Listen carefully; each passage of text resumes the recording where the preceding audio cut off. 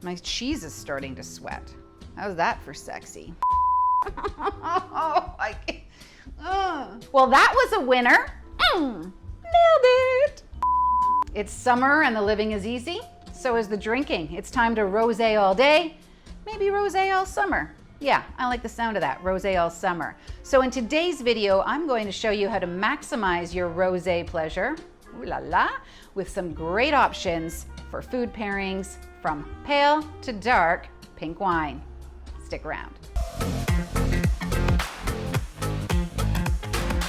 Well, hello wine lovers. Welcome to the Wine Sisters YouTube channel. This is the place where every week we show you how to eat, drink, and entertain like a pro. I am your sommelier host, the founder of the Wine Sisters. My name's Erin, and it's lovely to see you and raise a glass with you again this week. I hope you're all doing well. We are in the depths of summer. That's right, we have made it. It is hot, it is humid. We're all headed to the beach, to the campgrounds, to the picnics. We are all having a blast, and that means it's also rosé season.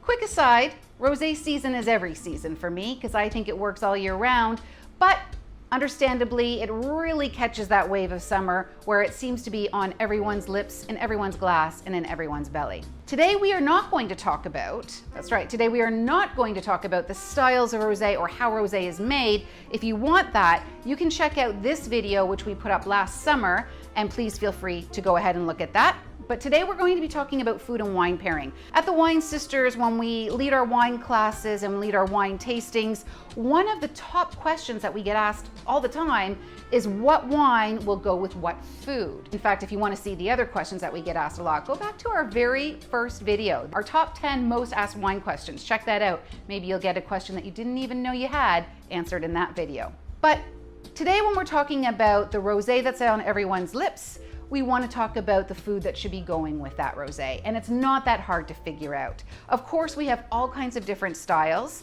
ranging from barely there pink right through to the deeper, nearly cranberry colored pink, and there's different foods that will suit the different styles of the wines that there are.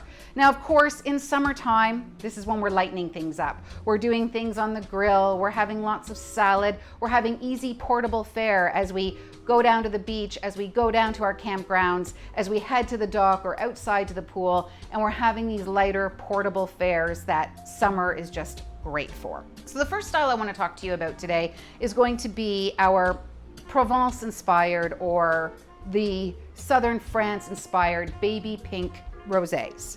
Now, these pink wines, that's blushing pink, this barely there pink, Provence in the south of France, everything along that Mediterranean coast, this is probably the ancestral home of where rosé began.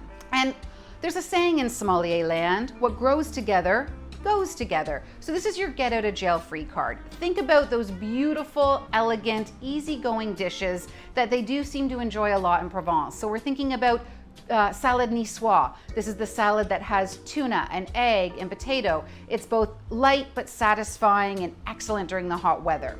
Think about the very, very famous moules frites, or the mussels and fries. This is where you'll have those mussels that are done in a beautiful shallot wine sauce, very light, very easygoing, and then you get those really crispy French fries, just because you don't want to be all that healthy all the time. Or think about even the freshly caught catch of the day. So whether that's an ocean fish like halibut or something like prawns or lobster, think about these beautiful lighter styled meals, and that's what you can easily pair your Provence styled wines with. Why can you do that? Well, these wines from Provence, or these wines that are styled in the fashion of Provence, these have a tendency to be crisp, to be bright. Their fruit has a tendency to be very delicate and pretty. Things like melon flavors and light citrus flavors, and more of that white cherry or even delicate floral notes. And these complement really well. Now you can go right through to the other side of the coin, to the other side of that spectrum, and go into some of those deeper hued pink wines. These are the wines that are coming out nearly red. They're that kind of pale cranberry color, and they've got a little bit more heft to them. You can get these obviously anywhere in the world. Right here in Ontario, you can get them in Tavel, which is in the Rhone of France. You can find them in California or Australia. They're not necessarily relegated to one specific area, but they do have that deeper hue, and typically that comes from the bolder styled grapes. Maybe they're based in Cabernet Franc or Cabernet Sauvignon or even Syrah, and they have a little bit more of that richness in that body. body. And this is good news for red wine lovers as well, because while you can serve a gorgeously chilled rosé, such a relief on a hot day, these will go easier with some of your fuller flavored foods that you could also pair a light red with. Think about things like cold roast beef sandwiches or hamburgers, or think about salmon steak. Even though we're months away from the turkey season, this will even go really nicely with your holiday turkeys. Again, you want to match the weight, so you want to have a fuller flavored dish to go with that fuller flavored wine, but you get that beautiful fruit flavor that was going to highlight and complement some of the flavors in those dishes, but again, that nervy acidity that's going to clean some of that richness off your tongue and get you ready for the next bite. And don't forget, what you can also do is you can really play around with your textures, you can play around with your flavors.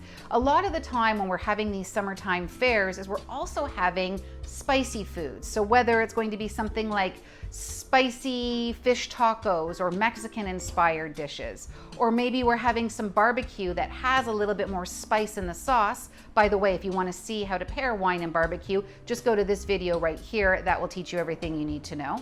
And also maybe what you're doing is you're having a little bit of, just a little, jalapeno going into some salads, going into some marinades, going into the toppings of fish. A very popular one might be to blacken the fish and have like a little bit of that mango salsa on it. What you'll want to do then is you'll want to reach for a rosé that is slightly off dry or even sweet. So you can definitely reach into those more white Zinfandel sweet styled rosés, or you can scale it back to something that just has a little bit more of that sugar content. Sugar or a wine that has a little bit of sweetness to it works really well with foods that are very spicy, because it helps temper that heat and works out so much better on your palate. It doesn't aggravate or promote the heat. What it does is it helps calm it, and that's exactly what you want for a far better pairing. If you want to know how to pair wine and spicy foods, go to this video. I've got so much content for you guys this week. I just want you to know everything. And if you're really in doubt, ladies and gentlemen, consider going to a rosé sparkling. I've talked about it before, I'll talk about it again, guaranteed, because sparkling really is your get out of jail free card.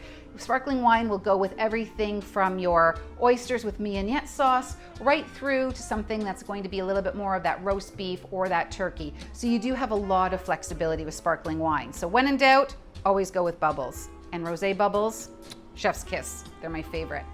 So hopefully that helps you on your rosé and food pairing journey. If you have any questions, do leave us them in the comments below. I promise I will get back to you. And if you found this video valuable, well, please share it with your friends. We want to get the good word of wine out to everybody.